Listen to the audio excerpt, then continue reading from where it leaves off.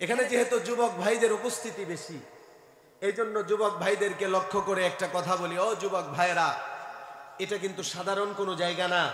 পৃথিবীর মধ্যে যত শ্রেষ্ঠ জায়গা আছে, রসুলের ভাষায় এই জায়গাগুলো হলো সবচেয়ে শ্রেষ্ঠ জায়গা। জুড়ে বলেন সুবহানাল্লাহ। তিরমিজির বর্ণনা হাদিসের সংখ্যা হলো 3851 নম্বর এবং 52 নম্বর হাদিস। আল্লাহর নবী, বিশ্ব নবী রাহমাতুল লিল আলামিন সাহাবায়ে কেরামকে বললেন, ইদা মারারতুম বিরিয়াজিল জান্নাতি ফারতাউ। আল্লাহর নবী বললেন, ও আমার সাহাবীরা, যখন তোমরা জান্নাতের বাগানের পাশ দিয়ে যাবে, জান্নাতের বাগান থেকে তাজা পাকা ফলগুলো তোমরা সংগ্রহ করে নেবে। সাহাবায়ে কেরাম বুঝতে পারলেন না, বড়ই প্রশ্ন করলেন, ওয়া মা রিয়াজুল জান্নাতি ইয়া রাসূলুল্লাহ। ওগো নবীজি, জান্নাতের বাগান আমরা কোথায় পাবো? দুনিয়াতে আমাদের বাসস্থান, দুনিয়াতে তো জান্নাতের বাগান নেই।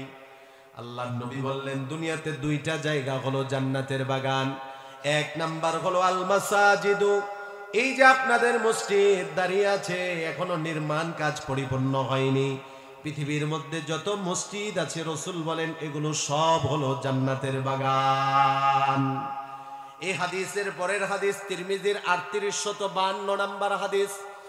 আল্লাহর নবী বলেন, হিলাকুদ যিকরি, যেই জায়গার মধ্যে কোরআন হাদিসের আলোচনা হয়, জিকিরের মজলিস হয়, জিকিরের মজলিস গুলো হলো জান্নাতের বাগান।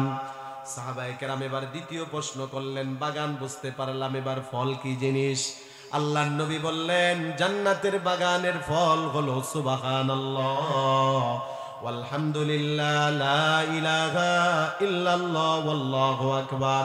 এই তাসবিহ গুলো হলো জান্নাতের বাগানের ফল। জুড়ে বলেন সুবহানাল্লাহ।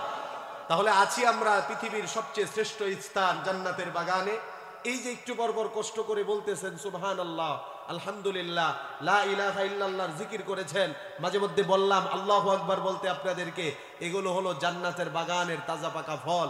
আজকে বলে এগুলো সংগ্রহ করব, জান্নাতে গিয়ে এটার স্বাদ অনুভব করব। জুড়ে বলেন সুবহানাল্লাহ। যুবক ভাইদের উপস্থিতি আছে, এই কারণে যুবক ভাইদেরকে লক্ষ্য করে একটা কথা বলি। যুবক ভাই, আল্লাহ পাক রব্বুল আলামিন যুবকদের যৌবনকালের ইবাদত অনেক পছন্দ করেন, মোহাব্বত করেন, ভালোবাসেন।